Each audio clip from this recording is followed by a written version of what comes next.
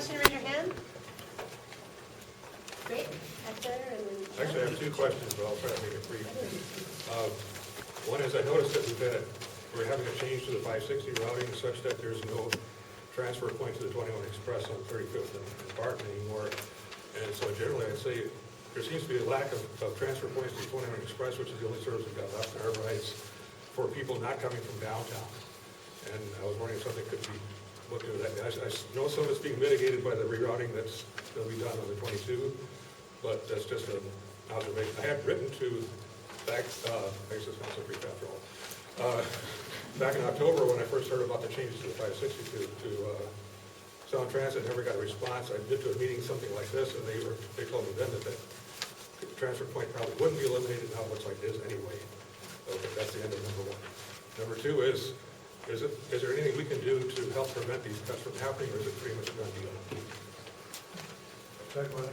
Yeah, I can. Sound Transit is, in fact, starting next week with the new summer schedule. They're changing the 560 so that all trips are going to end at Westwood. They're going to have a brand new terminal on 25th, just behind the Staples on just south of Trenton.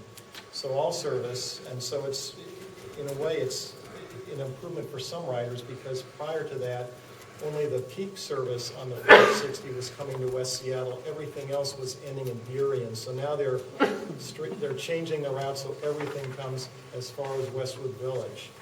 But they had an initial plan, and they were still going to run the route over to 35th for that transfer point. That was, I think they had one meeting and they were focused on that. But since then, they have finalized that routing, and it's going to be operating up Delridge and turning on Trenton to get over to that layover. So they will serve the stops there right at near 26th and Barton.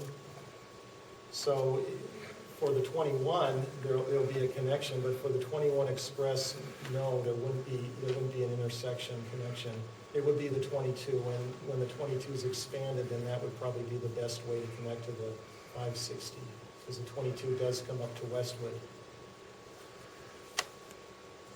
On your second question, what can you do? However you feel about having a local option to be voted on, not being taxed, saving the metro system, not saving the metro system, speaking to your state legislators about what you'd like to see them do to provide that choice. If you look back on the history of Metro, for the first 25 or almost 30 years, Metro did have part of its funding through a motor vehicle excise tax that was a statewide tax. The state used to provide 22% to local transit agencies of our total funding. Today they provide about 2%.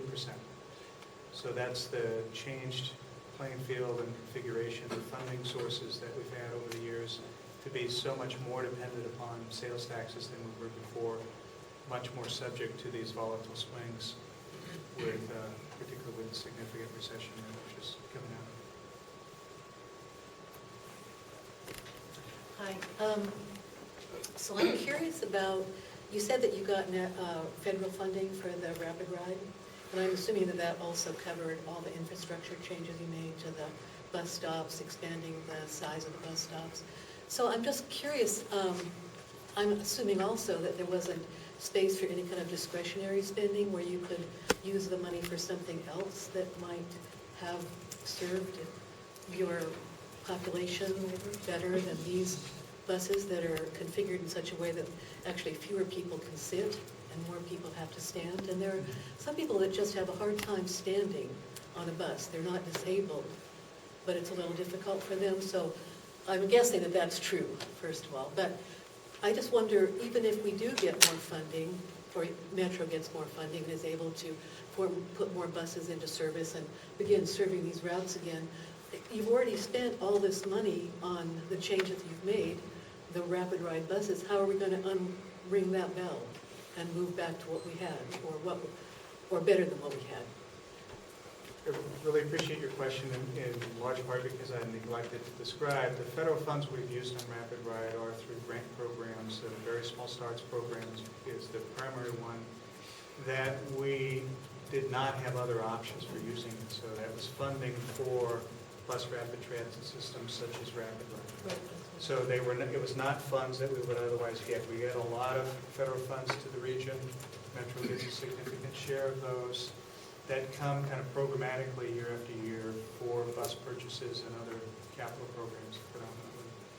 But these were grant programs that otherwise we would not have taken advantage of without using them for Rapid Ride. We do plan those corridors to have many more riders than the former local corridors. There's nearly 3,000 a day more on the C line than there used to be on the local 54s, 55s. In Ballard, there's 8,500 a day. On the Aurora Avenue corridor, there are nearly 12,000 daily riders. We'll have similar levels. Aurora will have a higher frequency in the peak, as you might imagine, given the numbers of people. But there are more riders on the D line, which is the other end of the C line. In part, they're distributed somewhat differently in terms of we haven't had quite the problem with bunching. Reliability has been a bit of an issue there. But part of it is that area has been more accustomed to crowded buses over the last decade than was this area. So as it's become more popular, you're seeing more crowded buses. We've intentionally left fewer seats and added 3 doors so that people can get on and off more easily. And we have to rely on the people on board the bus to give up their seats to those who most need them. I know that doesn't always occur. I don't have a great back myself, and sometimes I have to stand and ride. That's not uncommon in a major transit system in a major city in the U.S. or throughout the world that people stand on the transit routes. Was the second part of your question, though, what if there was additional funding, where would that money go? Is that something that you were asking? Yeah, essentially. Okay. So Victor, I don't know if you can. Well, a lot of that identified in those underserved corridors, places that have service today but not at as highest level as either the characteristics of the demographics, where poor people live, the demand is higher than the current service levels, and or the development along the corridor is essentially demonstrating that higher ridership should be occurring with a higher level of service. So a lot of those are identified in our guidelines report, places and corridors that additional growth should be added to. And that's where the money would go first. Hey, get you back there. Yeah, real quick. One thing I did hear addressed is that if you're given permission to collect that 60% of the excise tax, so if I heard that right, that would be $60 per fee. I think I have the math wrong. It's a 1.5% motor vehicle excise tax. Okay, so how much money would that go to cover the shortfall that we have right now? It's $75 million that you need to collect in order to not make cuts. How much would you get from that tax if it did pass the vote? And the projection for that share for Metro would be about $85 million annually. So it would be enough to sustain what we have on the street and some portion of that growth that's needed in the system. The 10% growth would require about 30 or 35 million annually to get that much added growth. Oh, on top of the 75. On top of the 75, that is the underlying financial gap. So if that happened, we wouldn't have any of these cuts at all? We would not have these cuts. Okay. We would continue to look at the system for places where we might reorganize it, but we would not have all of this pressure to remove $75 million worth of service from our local streets. Sorry, I have a quick follow-up on that. If this passes then and we get to 85, how close will that get us to being from the cut before the last round of cuts? How much closer to that do we get for total capacity? When you refer to the last round of cuts, you mean The last stuff that- fall's changes? Yes. So How much while we cut service in Arbor Heights, we did not cut service in the system. So we were adding more hours to the Rapid Ride corridors, more hours on 35th to the 21 corridor, some additional trips on the 120. So our hours were being reinvested in that reorganization. But they are real cuts for those of you who live in the neighborhoods where we reduce service. Completely acknowledge that. Two quickies, just because we couldn't all be up there at, on the break. A clarification, I know some got it and have explained it too, but a clarification on what that 22 mitigation in Arbor Heights would look like structurally, physically, where it would run, because obviously the roads don't mesh at this point that you're, the 21 Express and maybe some expansion at both ends. I talked with Deanna about that. Is that a done deal? And then the other thing, going back to his question and the question that Joe just asked, you say there were, that across the system, there weren't a cut in hours. For those, and for those of us who are in places like Arbor Heights, it looks like. You said, give us the CRC or we're gonna have to cut. You got the CRC and you still cut. It raises some issues of trust, and it may simply be that we're in that part of the system that overall, a system that overall was not cut, but it looks like we were told one thing and the opposite was done. So the question, and it was 17% then too. The question comes up, so if we get the things we're asking for from the state, and that, what's to say we won't be cut anyway? It's happened before. And so that's why I asked the question on the 22 mitigation, is that a done deal? And come back to this question, are the cuts a done deal? And because we feel like we've been double talked at this end. And I'm sure there are some places like Madison Valley and some places in the north side that may feel the same way. So the 22 is a done deal. It's happening in September. It's been scheduled. And Can we see just the structure on that, where that would run, please? so, yeah, so we don't have. Map's hard to see, but you got. Yeah, it is. So currently it's this green route. Here's the other map. Think Yeah, so? That one. This one? It's bigger. Oh, okay. So, yeah, so the 22 is It'd be nice current. today, yeah. So the 22 currently does a clockwise loop down 26 and across 106 and north on 35th. Yeah, through Shorewood. Pardon me? Through Shorewood. Right, so we're going to reverse the direction, so it's going to come south across Roxbury, south on 35th, and it's going to do the full loop through Arbor Heights like the 21 does. It'll go across 100th, down 44th, make the Marine View Drive loop. Then it will come up north on 35th to 106th, and then it's going to go over to Shorewood. So it's going to be expanded, and we're going to reverse the direction. Are you going to extend it at either, the hours at either end of the day? It's still operating with a single coach, so the schedule will be not quite as even as it is currently, but it will run a little later at night. It will run maybe about half an hour later, not much, and starting about the same time in the morning. It might start just a little bit, I can't remember exactly. You have the other concerns. So that, and I think, if I understood it right, is if we move forward into the future, if we have to reduce service, how would we mitigate those reductions? For like a community like Arbor Heights, is that the first part? Yeah, because, and it seems in the past that, and I know there are other areas on the north side, particularly North Valley. I suspect, I don't know, that Madison Valley they have been under threat of having cut service before. And on the flip side of that, if we get funding, is service saved for everybody everywhere, and there will be no cuts? Yeah, well, the question, like I said, is a trust issue, because we would heard, give us the money, or we would cut the money, or the county's giving the money, and it's been cut anyway, at least in certain areas, but you're saying not across the board. So we're looking at that balance. Again, I don't think it has been well balanced, in my personal opinion. We're looking at those, and So with the congestion reduction charge, we were able to sustain the size of the overall system.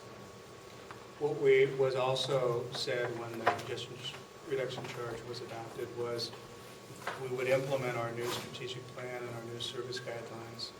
And we were directed by the council to use those guidelines to reinvest 100,000 hours of service over the biennium, so the 12 and 13 biennium at that time. Reinvestment is just a vague government word, meaning We're taking away from some neighborhoods to place the service in others where there's a lot more riders.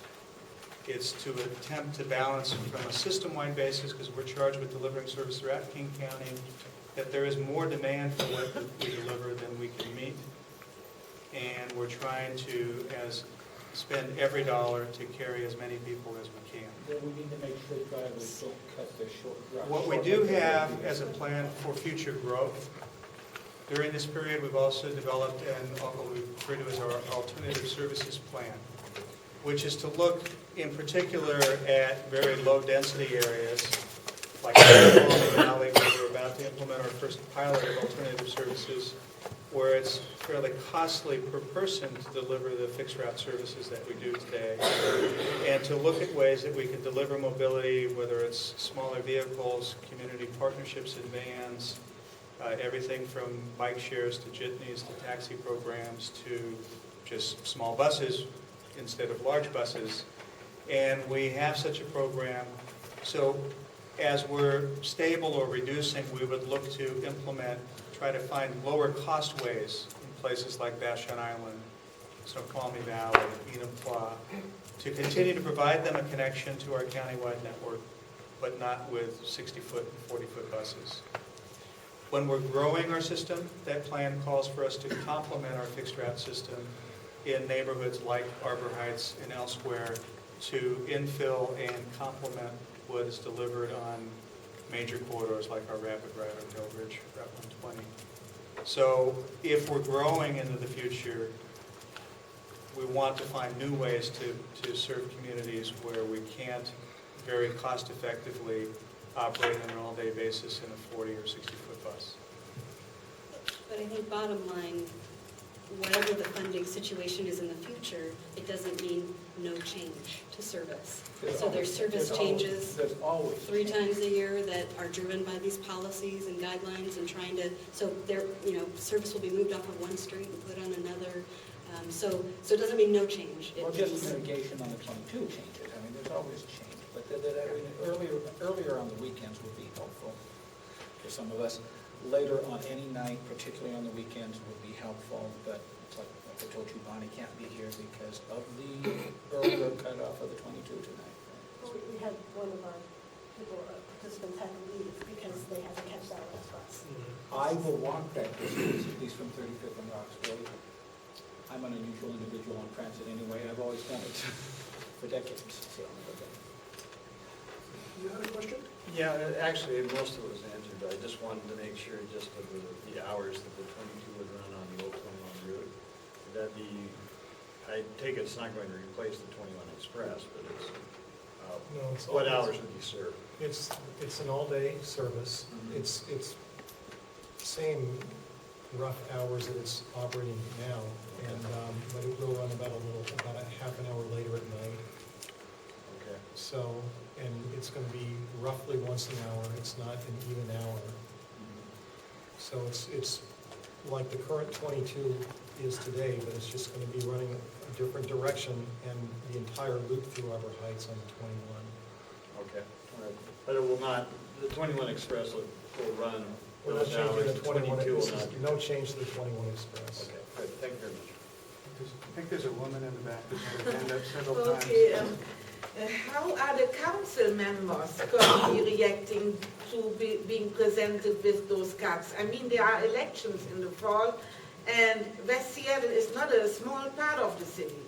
So if the bus plans, the cutting plans are going through, is there any reaction from the council members towards Metro about what to do? We don't hear anything.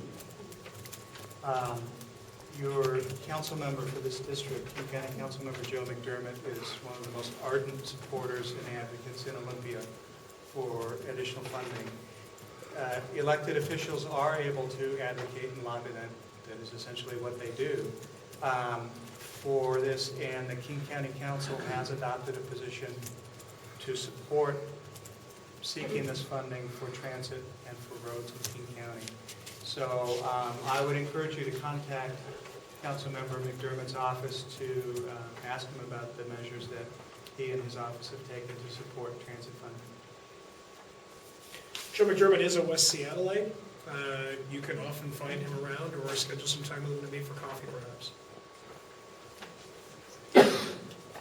Actually, you there and then in the back.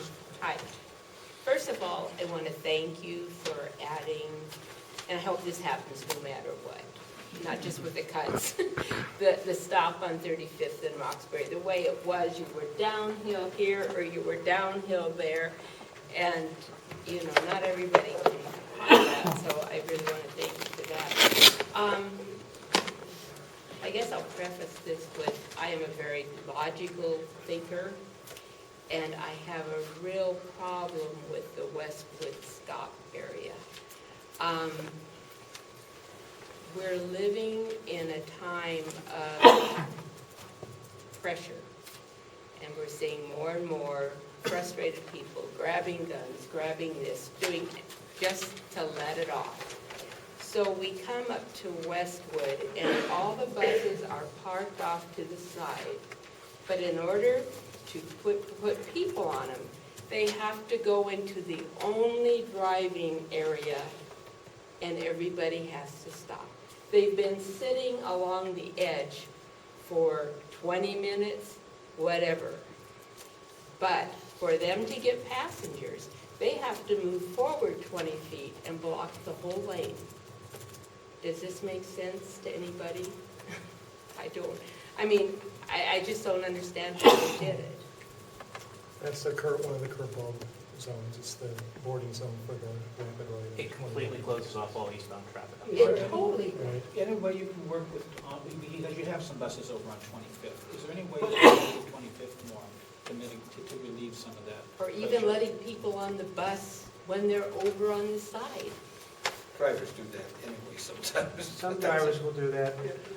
Operators, the coaches, the drivers are working 4 to 10 hour or more shifts on the road with passengers in their bus all day. At the end of each trip, they're entitled to take a break. Okay. And so the break time is left to the operators, and the kind of the separation where possible That's not what I was of those talking parking about. areas to be on. But that's why they don't board passengers in those areas. Can't Those they are have a the little sign that says, designated this area. is my break? And then once the sign, let them on? There's no I way mean, to it's move the not rapid ride stop. highly Right. I computerized. think that's what she's asking. Yeah, Could the rapid ride I'll stop ask them be- to take that back to our partners In at 21. Seattle Department of Transportation. We've worked through what we call layover, the parking area, and the pickup zone, the bus stop, with Seattle Department of Transportation. We've, as we adjusted our C-line schedules, we relieved some of the crowding that was initially occurring at that location. But I'll ask Doug and others to go back to SDOT with those questions and to get back through a mandate to the community about I'll whether or not drive- we can make any adjustments I'll there. draw the sign. I think, do you mean maybe if we could somehow move maybe the stop west a little bit? So basically so that, Move the boat. you know, because you look at the other rapid ride stops on the whole line as you head towards the bridge, I don't think it closes off the road anywhere completely, except for California. California, There are other locations, Read that way. yeah.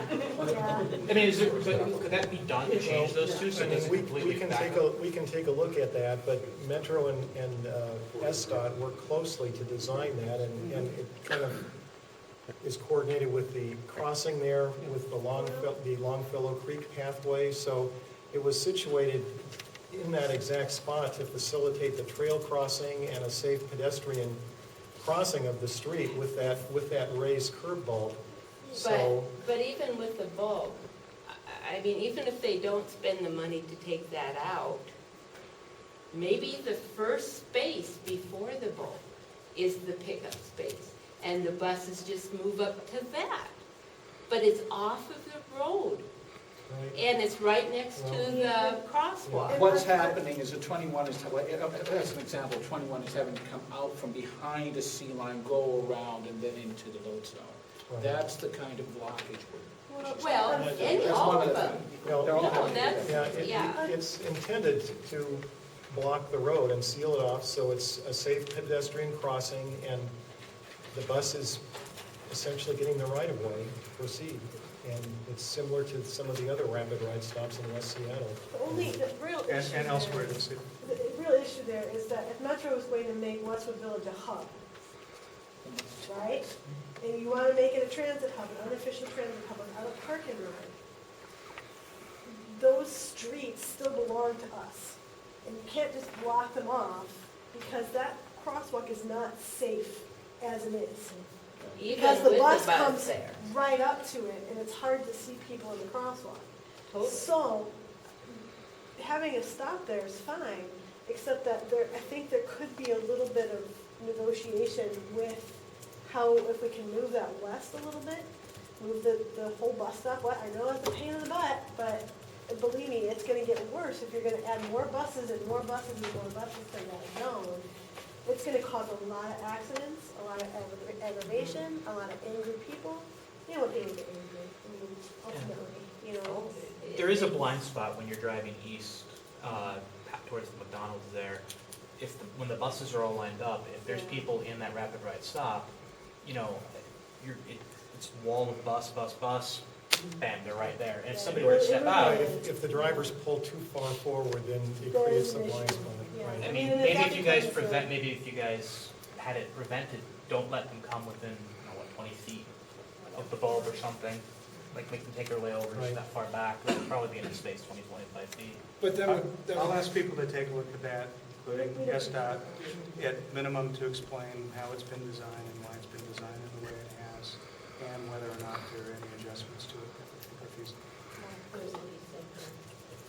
There's a question for that, thank you. I have a couple. First one's for SDOT. How much money would you guys generate if every rider paid on the bus? Because like today, I saw a guy that put $2 in, and he probably had to put another 50 cents. And the other thing is that I've been on the bus, and for the amount of people that are out of work right now, or veterans, is there a reason that Metro or SDOT is not having security on the bus, 2 people on the buses that can make sure that people are paying the fare? So there are people who don't pay the full fare or don't pay the fare whatsoever on our bus system. It's a very small percentage overall. Well, no, I get that, but why? The cost of placing additional staff on every bus to ensure that fares are collected would end up eating much more than you would collect beyond, because most people are paying. 60% of our riders have orca cards that are being used. Many people are transferring. They show a transfer you don't necessarily see an exchange into the fare box. And we have fare enforcement officers on our rapid ride lines because we allow people to use all doors for boarding and deboarding. So why And they have to have a proof of rapid ride enforcement officers for the bus to make sure people are paying? It's at a very high, it's because we designed it so that people can use all 3 doors. When the doors can open at every stop, anybody who's paid can get on freely. We speed the bus, move it out of traffic as quickly as possible, moving forward. But the cost of the fare enforcement officers is a pretty high cost. The evasion rate on Rapid Ride is less than 3% on any of the lines that we've implemented. I believe it's closer in the 1% for the C line. The fare evasion rate, we've done fare studies in the past, is about 5% system-wide. And part of that is occurring because we direct our operators to ask for fare payment, but only once, because discussions about non-payment of fare lead to assaults of bus drivers and lead to more problems than you get by collecting that. Well, the second question is, I know a year ago they talked about putting the Metro Access buses downtown. Why don't they add those, and like they're saying in Westwood, have 5 of those there to help people pick up people up? And the third question is, like the company that just made the electric car, is Metro going to switch to all electric buses to where they can save money and they don't have to worry about gas? There's not an electric bus that can be put into full all-day service available today, but we do have, I believe it's a couple electric buses that we'll be bringing in to the metro system to begin to test them. But there is not a commercially available 40 and 60-foot bus. In fact, the ones we're getting, I believe, are 30 or 35-foot buses. So that technology of batteries is advancing rapidly. It's not at the point where there's a commercially available public transit bus out there to provide that. Well, I guess, can they put metro access buses downtown? Because I've been on buses where people get mad because I know there's a Disability Act, but at the same time, the buses could have people like with wheelchairs and people that can't really get on the bus, get on those, so people don't have to wait for those people to get on the bus. Is there a reason they haven't done that downtown or at Westwood? Well, to create a system for people who can't afford to pay the fare would be more costly than we lose in the fares that they don't pay. So we would then offer less and less regular service to everybody else if we created such a system. So it's just not, it doesn't financially pencil out to solve that problem by adding separate services.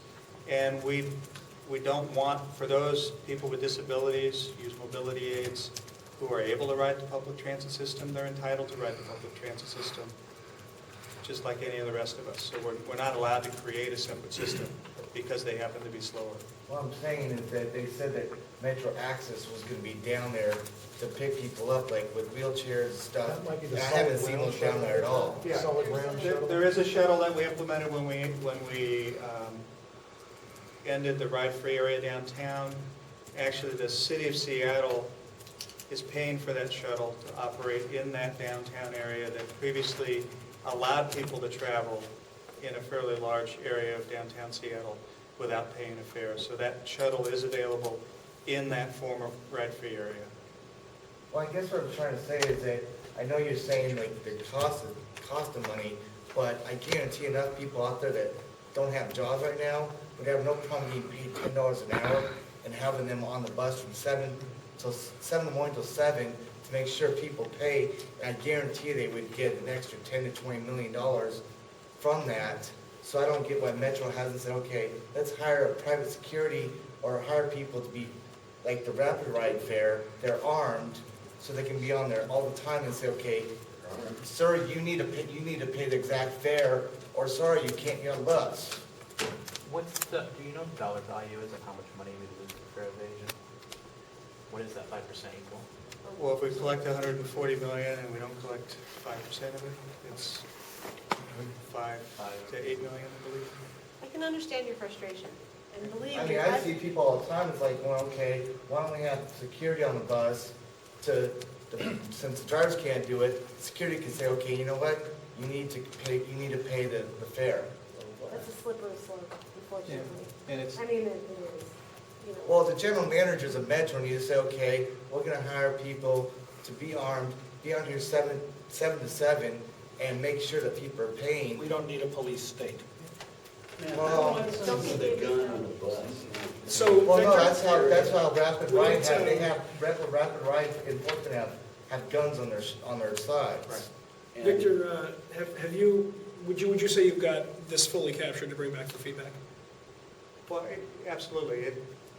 Okay. It doesn't quite pencil out the way you're describing it. But you'll bring it back and have that discussion. We could talk about how much I that mean, in costs. terms of cost and, It has been brought up, you'll take it Get a back, couple of- you'll work it. Yes? I have a question, and I'm sort of Pollyanna, things will get better and you'll get all this money eventually. How are you going to decide who gets the service again? Harbor Heights has no riders. So how are you going to figure that? When you cut us out, 'cause I understand because there wasn't that many during the day, which was because of, lousy times, but how are you going to decide? In a near-term period of modest growth? Like 10 years from now. But, well, in a near-term period of modest growth, we get a little bit more than we need to sustain. There's a list of corridors in ranked order based upon our guidelines. Most of those are higher use corridors, many of them in South County. several in Seattle. In the near term, that Arbor Heights service will be what it is today. In a longer-term future of growth, we hopefully will be complementing it with other community connecting services that can provide some mobility, particularly to those who aren't able to walk to or otherwise get to our higher frequency service. Any other questions? We do. I have a question about the county roads here, the funding. I read here another factor is losses from annexations. How high are these losses, and what can be done about reimbursement or to stop this? So the majority of funding for roads comes from property taxes in unincorporated King County. So as an unincorporated area is annexed to the local jurisdiction, those property taxes then go to other things in that local jurisdiction and no longer come to unincorporated services that the county provides to unincorporated areas. So there's a little bit of funding that comes from gas tax and other things, but that's the major source. The exact figure I don't know, like how much that's dropped in the last few years. But it's something that's kind of began happening with the Urban Growth Act, and this continues to this day. Like unincorporated roads are some of our oldest in the county. They connect us to our parks and our farms and everything else, and we don't have the revenue right now to even maintain our existing unincorporated roads infrastructure. So those roads that are annexed would be taken out of your responsibility. Yes. So that would mean that the ones that are left would take fewer resources from what you have. Except that they're the oldest roads in the state, and they cover very long distances, because often they're in rural areas.